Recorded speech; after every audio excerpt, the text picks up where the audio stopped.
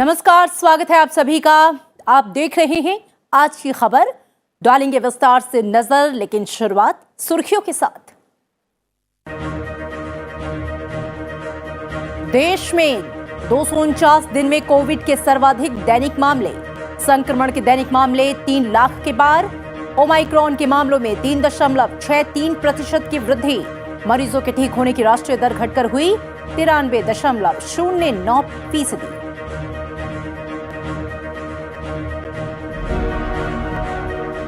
देशव्यापी कोविड टीकाकरण की रफ्तार तेज। 160 करोड़ से ज्यादा वैक्सीनेशन। 74% आबादी को लगी दोनों डोज। 52% से ज्यादा किशोरों को पहली खुराक।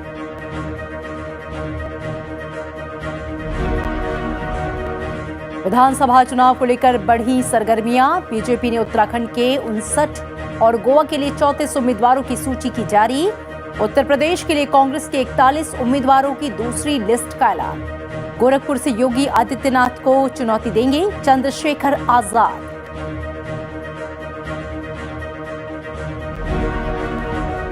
मजबूत विकास साझेदारी भारत और मॉरिशस के बीच घनिष्ठ संबंधों का प्रमुख स्तंभ। भारत के सहयोग से बनी परियोजनाओं के उद्घाटन के मौके पर बोले प्रधानमंत्री नरेंद्र मोदी। मॉरिशस को मेट्रो समेत कई प्रोजेक्ट के लिए 19 करोड़ अमेरिकी डॉलर लाइन ऑफ क्रेडिट।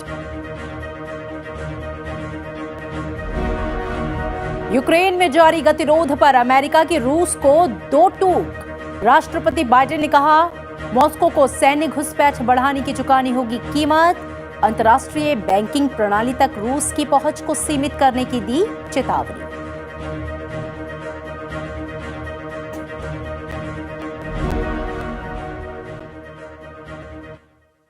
देश में कोरोना संक्रमण एक बार फिर पांव पसारने लगा है। देश भर में कोरोना के नए केस का आंकड़ा 3 लाख के स्तर को पार कर गया। एक दिन में कोविड-19 के 3,17,532 नए मामले सामने आने के बाद देश में संक्रमितों की जो कुल संख्या है वो बढ़कर 3 करोड़ 82 लाख के पार पहुंच गई है। 249 दिन में सामने आए ये सर्वाधिक दैनिक मामले हैं। केंद्रीय स्वास्थ्य मंत्रालय के मुताबिक संक्रमण के कुल मामलों में कोरोना वायरस के ओमाइक्रॉन स्वरूप के 9,287 मामले शामिल हैं। ओमाइक्रॉन स्वरूप के मामलों में 3.63% की वृद्धि दर्ज की गई है। देश में कोविड के उपचाराधीन मरीजों की संख्या बढ़कर 19,24,000 से ज्यादा हो गई है, जो कि कुल मामलों का 5.03% है। देश में मरीजों के ठीक होने की राष्ट्रीय दर घटकर 93.09% हो गई है, तो वहीं संक्रमण की दैनिक दर 16.41% और साप्ताहिक दर 16.06% दर्ज की गई। स्वास्थ्य मंत्रालय के मुताबिक कोविड की दूसरी लहर की तुलना में तीसरी लहर में सक्रिय मामलों की तुलना में होने वाली मृत्यु दर घट गई है।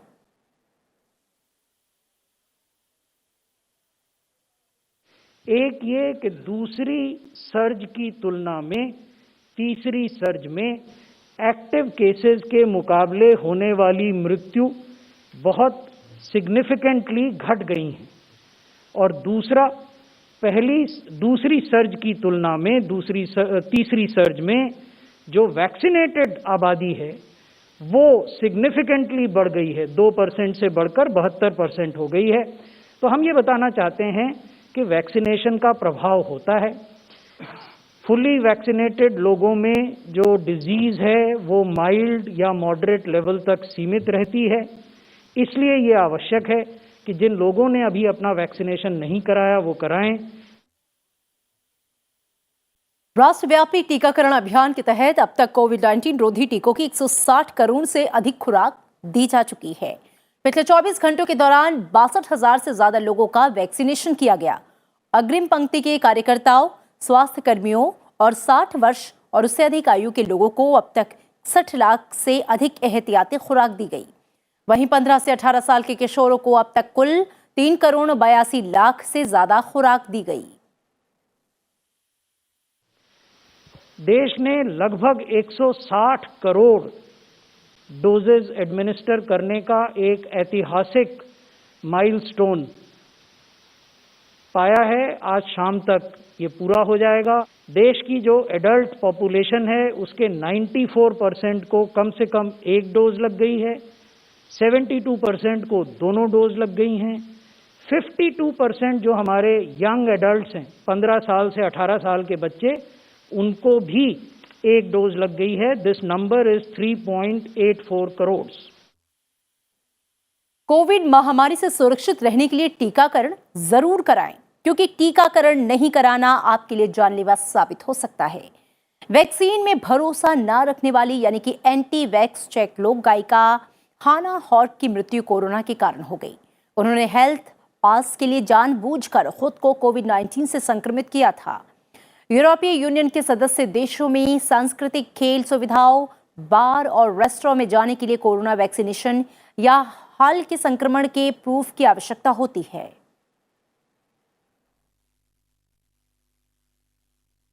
प्रधानमंत्री नरेंद्र मोदी ने कहा कि मजबूत विकास साझेदारी भारत और मॉरिशस के बीच घनिष्ठ संबंधों का प्रमुख स्तंभ बनकर अब उभरा है। भारत हमेशा मॉरिशस के साथ खड़ा रहेगा। उन्होंने कहा कि भारत आने वाले दिनों में मॉरिशस में कई महत्वपूर्ण परियोजनाओं में सहयोग करेगा। प्रधानमंत्री नरेंद्र मोदी और मॉरिशस के प्रधानमंत्री प्रविंद कुमार जगन्नाथ ने आज मॉरिशस में भारत की सहायता से बनी आवास इकाई परियोजना का संयुक्त रूप से वर्चुअल उद्घाटन किया। इसके अलावा मॉरिशस में सिविल सर्विस कॉलेज और 8 मेगावाट की सौर ऊर्जा परियोजनाओं का शुभारंभ किया। इस अवसर पर मेट्रो एक्सप्रेस परियोजना के लिए मॉरिशस को 19 करोड़ अमेरिकी डॉलर की लाइन ऑफ क्रेडिट का करार हुआ। प्रधानमंत्री ने कहा कि 2015 की यात्रा के दौरान मॉरिशस में उन्होंने भारत के समुद्री सहयोग के विजन सागर यानी कि security and growth for all in the region का जिक्र किया था। उन्हें खुशी है कि समुद्री सुरक्षा सहित द्विपक्षीय सहयोग में इस पर अमल हुआ है।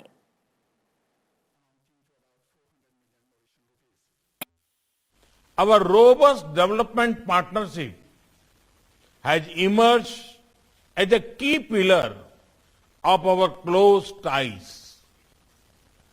Mauritius is a prime example of India's approach to development partnership, which is based on the needs and priorities of our partners.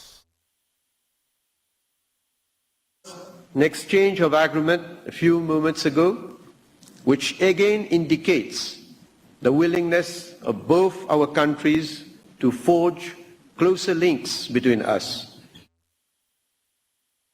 प्रधानमंत्री नरेंद्र मोदी ने कहा कि हमारे और राष्ट्र के सपने अलग अलग नहीं हैं और देश की प्रगति में ही हमारी प्रगति है। प्रधानमंत्री नरेंद्र मोदी ने कहा कि अंतर्राष्ट्रीय स्तर पर भारत की छवि को धूमिल करने के लिए बहुत कुछ चलता रहता है। ऐसे में हमारा दायित्व बनता है कि दुनिया भारत को सही रूप में जाने। प्रधानमंत्री नरेंद्र मोदी ब्रह्मकुमारी संस्थान के आजादी के अमृत महोत्सव से स्वर्णिम भारत की ओर कार्यक्रम के उद्घाटन समारोह को संबोधित कर रहे थे। प्रधानमंत्री ने कहा कि आज देश जो कुछ कर रहा है उसमें सबका प्रयास शामिल है। उन्होंने कहा कि आज सभी ऐसी व्यवस्था बना रहे हैं जिसमें भेदभाव की कोई जगह ना हो। हम ऐसे भारत को उभरते देख रहे हैं जिसकी सोच और अप्रोच नई है।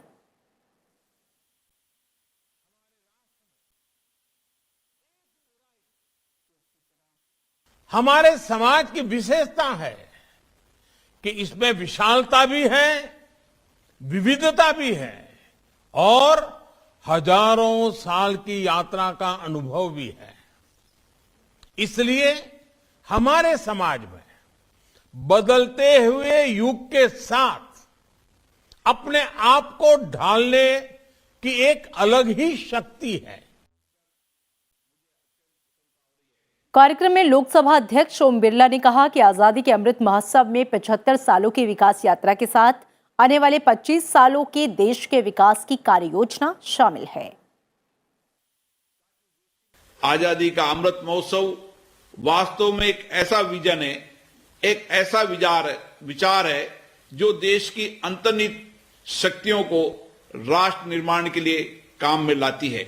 ये सबको जोड़ने का मंत्र है, एक समावेशी विचारधारा है जिसका अंतिम लक्ष्य देश के स्वर्णिम भविष्य का निर्माण है। और अब 5 राज्यों में होने वाले विधानसभा चुनाव से जुड़ी खबरें।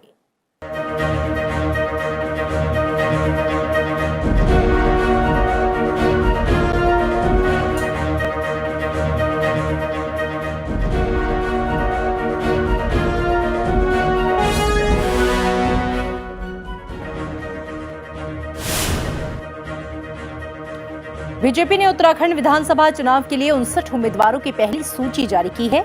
मुख्यमंत्री पुष्कर सिंह धामी खटीमा और प्रदेश बीजेपी अध्यक्ष मदन कौशिक हरिद्वार से चुनाव लड़ेंगे। सतपाल महाराज चौबट्टा खाल से चुनाव लड़ेंगे। पुष्कर सिंह धामी जी वह खटीमा से चुनाव लड़ेंगे। केंद्रीय चुनाव समिति ने उनके नाम पे मुहर लगाई है। इसी प्रकार से हमारे जो प्रदेश अध्यक्ष है और वह पहले मंत्री भी थे उत्तराखंड सरकार में, मदन कौशिक जी, वह हरिद्वार से विधानसभा का चुनाव लड़ेंगे। बीजेपी ने गोवा विधानसभा चुनाव के लिए 34 उम्मीदवारों की पहली सूची जारी कर दी है। मुख्यमंत्री प्रमोद सावंत को सैंक्लिम से उम्मीदवार बनाया गया और उप मुख्यमंत्री मनोहर अंजगांवकर मडगांव से चुनाव लड़ेंगे। पार्टी ने 6 विधायकों के टिकट काटे हैं। गोवा की 40 सदस्यीय विधानसभा के लिए 14 फरवरी को मतदान होना है। गोवा के मुख्यमंत्री डॉक्टर प्रमोद सावंत जी वह सांकली से विधानसभा का चुनाव लड़ेंगे और मडगांव से श्री मनोहर अजगांवकर जो अभी डिप्टी सीएम हैं वह वहां से चुनाव लड़ेंगे। उत्तर प्रदेश में समाजवादी पार्टी के पूर्व विधायक प्रमोद गुप्ता बीजेपी में शामिल हो गए हैं। औरैया के बिधुना से 2012 में विधायक बने गुप्ता के साथ कांग्रेस नेता डॉक्टर प्रियंका मौर्य और अयोध्या से लोक गायिका वंदना मिश्रा ने भी बीजेपी की सदस्यता ग्रहण की।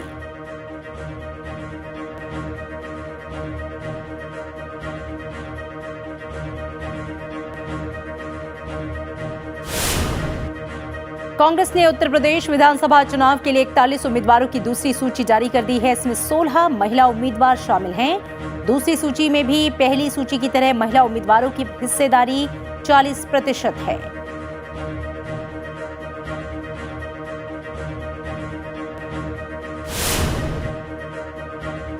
आजाद समाज पार्टी के प्रमुख चंद्रशेखर आजाद गोरखपुर सदर सीट से मुख्यमंत्री और बीजेपी उम्मीदवार योगी आदित्यनाथ के खिलाफ चुनाव लड़ेंगे। समाजवादी पार्टी के साथ गठबंधन पर बातचीत विफल होने के बाद आजाद समाज पार्टी ने सभी 403 विधानसभा क्षेत्रों से अपने उम्मीदवार उतारने की घोषणा की है।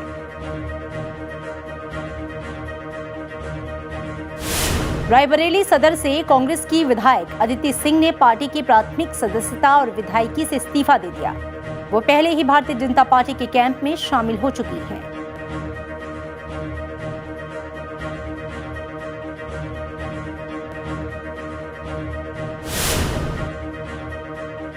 निर्भया केस की वकील रही सीमा कुशवाहा बीएसपी में शामिल हो गई हैं। बीएसपी के राष्ट्रीय महासचिव सतीश चंद्र मिश्रा की मौजूदगी में उन्हें बीएसपी की सदस्यता दिलाई गई। पार्टी उन्हें चुनाव में उतार सकती है।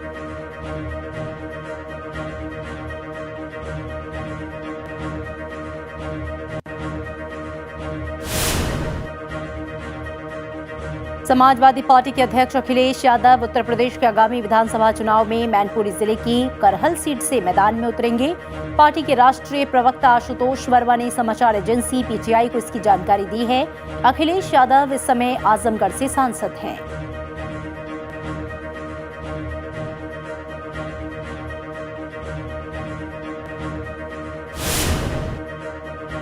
आम आदमी पार्टी के मुख्यमंत्री पद के उम्मीदवार भगवंत मान पंजाब में अगले महीने होने वाले विधानसभा चुनाव में संगरूर जिले की धुरी विधानसभा सीट से चुनाव लड़ेंगे।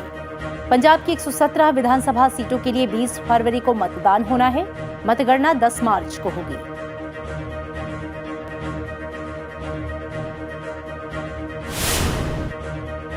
संयुक्त समाज मोर्चा ने पंजाब विधानसभा चुनाव के लिए 17 नए उम्मीदवारों की सूची जारी की है। अब तक कुल 70 उम्मीदवारों की घोषणा की जा चुकी है। मोर्चा ने साफ कर दिया है कि इसमें से 10 उम्मीदवार चढ़नी समूह से होंगे।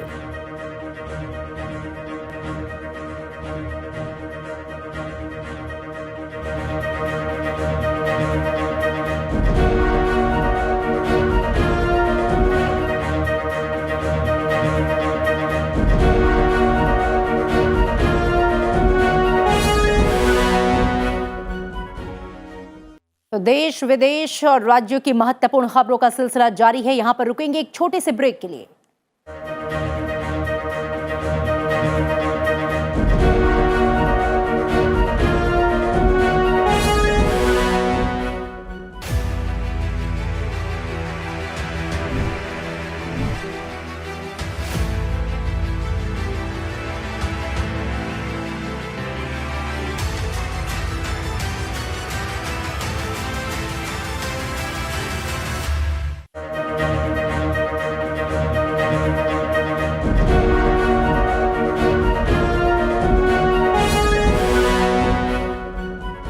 Welcome back. आप देख रहे हैं आज की खबर और अब नजर कुछ और महत्वपूर्ण खबरों पर।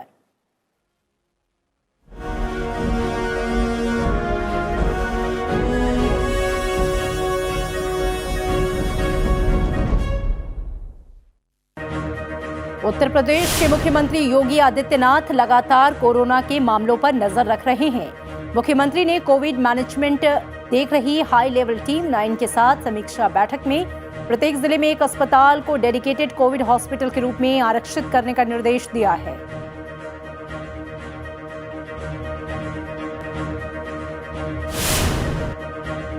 मध्य प्रदेश के मुख्यमंत्री शिवराज सिंह चौहान ने आज कलेक्टर कमिश्नर कॉन्फ्रेंस की शुरुआत कानून व्यवस्था की समीक्षा से की। उन्होंने कहा कि सरकार 29 दिन तक काम करेगी और एक दिन उसकी समीक्षा की जाएगी।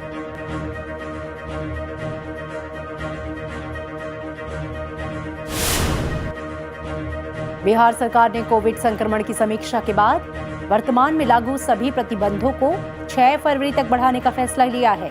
मुख्यमंत्री नीतीश कुमार ने लोगों से विशेष सावधानी बरतने और सरकार द्वारा जारी दिशा निर्देशों का पालन करने की अपील की है।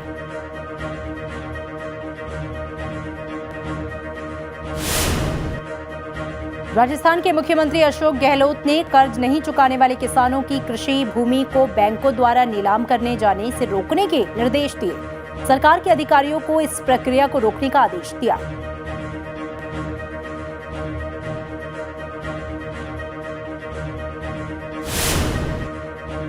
तमिलनाडु में एंटी करप्शन के अधिकारी पूर्व मंत्री केपी अम्बालागन के अलग अलग ठिकानों पर छापेमारी कर रहे हैं।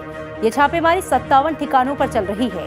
केपी अम्बालागन के खिलाफ 11.32 करोड़ रुपए की अवैध संपत्ति का केस चल रहा है। ये छापेमारी इसी केस से जुड़ी है।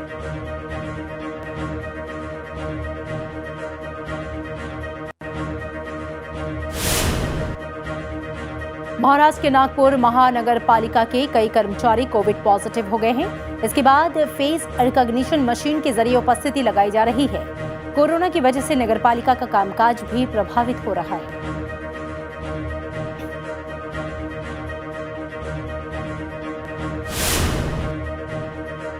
अंबाला नगर निगम में 35 अधिकारी और कर्मचारी कोरोना संक्रमण की चपेट में आ गए हैं। इसके बाद से कार्यालय को 2 दिन के लिए बंद कर दिया गया है।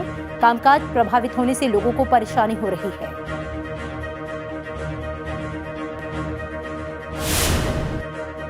जीनोम सीक्वेंसिंग की जांच की सुविधा राजस्थान के जोधपुर में भी हो गई है। जयपुर एसएमएस के बाद जोधपुर मेडिकल कॉलेज में जीनोम सीक्वेंसिंग की मशीन लगाई गई।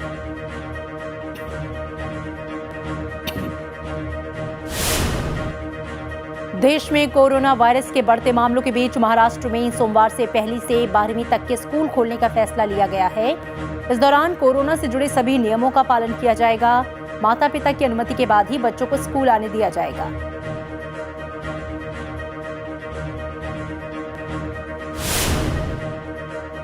गणतंत्र दिवस को लेकर गुवाहाटी के असम खादी उद्योग बोर्ड में राष्ट्रीय ध्वज तैयार किया जा रहा है। इस साल बोर्ड को 5400 तिरंगा बनाने का ऑर्डर मिला है, जिसकी कीमत 11,27,000 रुपए है।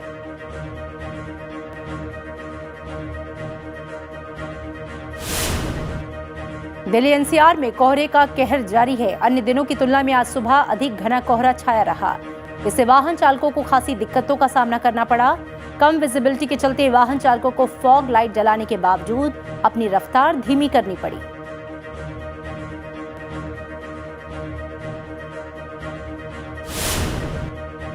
पंजाब और हरियाणा के अधिकतर इलाकों में न्यूनतम तापमान सामान्य से अधिक दर्ज किया गया। चंडीगढ़ में न्यूनतम तापमान 10.7 डिग्री सेल्सियस दर्ज किया गया।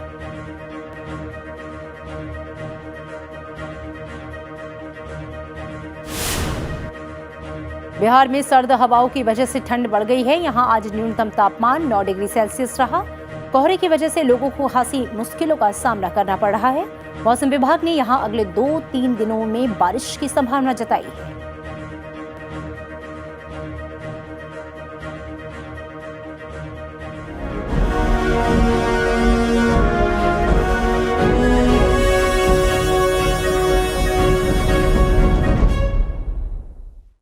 सुपरसोनिक ब्रह्मोस क्रूज मिसाइल के नए संस्करण का आज सफल परीक्षण किया गया। ओडिशा के बालासोर तट से इस मिसाइल को दागा गया।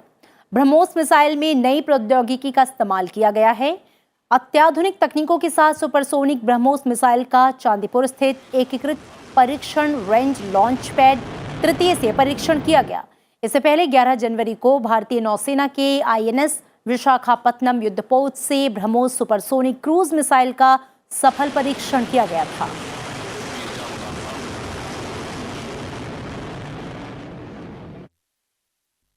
भारतीय सेना ने चीन की पीपल्स लिबरेशन आर्मी से अरुणाचल प्रदेश सीमा से लापता लड़के मिराट चैरोन का पता लगाने और स्थापित प्रोटोकॉल के अनुसार उसे वापस करने के लिए सहायता मांगी है।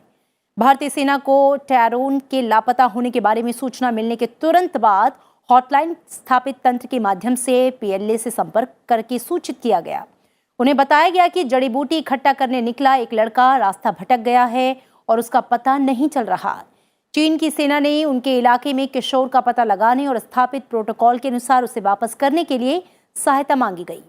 अरुणाचल प्रदेश के सांसद तापिर गांव ने कल दावा किया था कि PLA ने 18 जनवरी को राज्य के अपर सियांग जिले में भारतीय क्षेत्र से 17 साल के एक लड़के का अपहरण कर लिया है। भारत ने संयुक्त राष्ट्र में पहली बार हिंदू, बौद्ध और सिख धर्म को मानने वाले लोगों के खिलाफ बढ़ती घृणा के वातावरण पर लगाम लगाने की मांग की है। संयुक्त राष्ट्र में भारत के स्थायी प्रतिनिधि TS त्रिमूर्ति ने कहा कि संयुक्त राष्ट्र के आतंकवाद विरोधी दस्तावेजों में ईसाई, इस्लाम और यहूदी धर्म के खिलाफ घृणा फैलाने वालों का जिक्र तो है, लेकिन हिंदू, बौद्ध और सिख धर्म के खिलाफ घृणा फैलाने वालों की कोई चर्चा तक नहीं। संयुक्त राष्ट्र में भारत के स्थायी प्रतिनिधि TS त्रिमूर्ति संयुक्त राष्ट्र के काउंटर टेररिज्म काउंसिल के अंतर्राष्ट्रीय सम्मेलन को संबोधित कर रहे थे।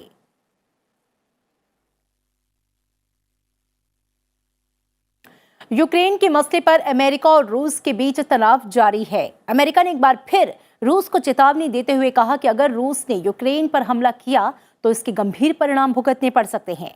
अमेरिका के राष्ट्रपति जो बाइडेन ने कहा कि उनका मानना है कि रूस के राष्ट्रपति व्लादिमीर पुतिन यूक्रेन के साथ पूर्ण युद्ध नहीं चाहते हैं, लेकिन अगर वो सैन्य घुसपैठ के साथ आगे बढ़ते हैं तो उन्हें इसकी कीमत चुकानी होगी। अमेरिका के राष्ट्रपति पद का कार्यभार संभालने के 1 वर्ष पूरे होने के मौके पर एक सम्मेलन को संबोधित करते हुए राष्ट्रपति बाइडेन ने कहा कि अगर रूस यूक्रेन पर और आक्रमण करता है तो वो अंतर्राष्ट्रीय बैंकिंग प्रणाली तक रूसी पहुंच को सीमित कर देंगे। इसी बीच रूस ने अमेरिका के राष्ट्रपति के बयान पर कड़ी प्रतिक्रिया दी है।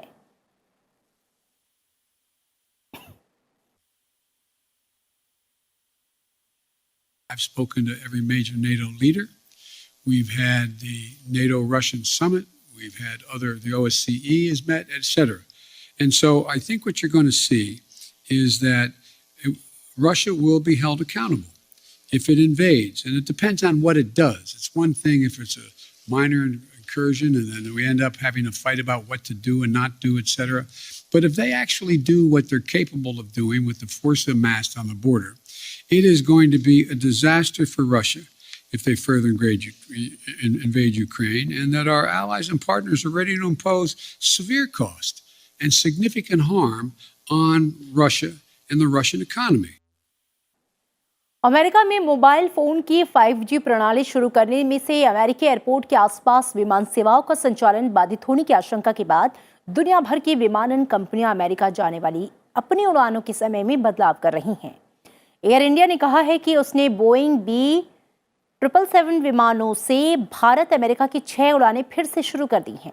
एयर इंडिया ने उत्तरी अमेरिका में 5G इंटरनेट के कारण बुधवार को भारत अमेरिका के बीच 8 उड़ानें रद्द की थी, क्योंकि 5G इंटरनेट विमान के रेडियो अल्टीमीटर में हस्तक्षेप कर सकता है। दुबई की एमिरेट्स एयरलाइंस ने कहा है कि वो अमेरिका के शिकागो, न्यूयॉर्क और सैन फ्रांसिस्को समेत कई शहरों के लिए उड़ानें स्थगित रखेगा। जापान एयरलाइंस कंपनी और ANA होल्डिंग इन विमान कंपनी ने कहा कि वे अमेरिका जाने वाले कुछ हवाई मार्गों पर 777 जेट विमानों की उड़ान स्थगित कर देंगे।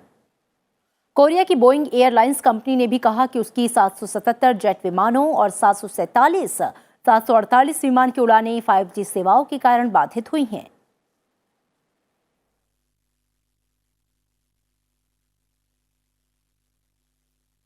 और इन तमाम खबरों के साथ बुलेटिन में फिलहाल इतना ही। चलते चलते आपको छोड़ जाते हैं काजीरंगा नेशनल पार्क की इन तस्वीरों के साथ। दीजिए इजाजत। नमस्कार।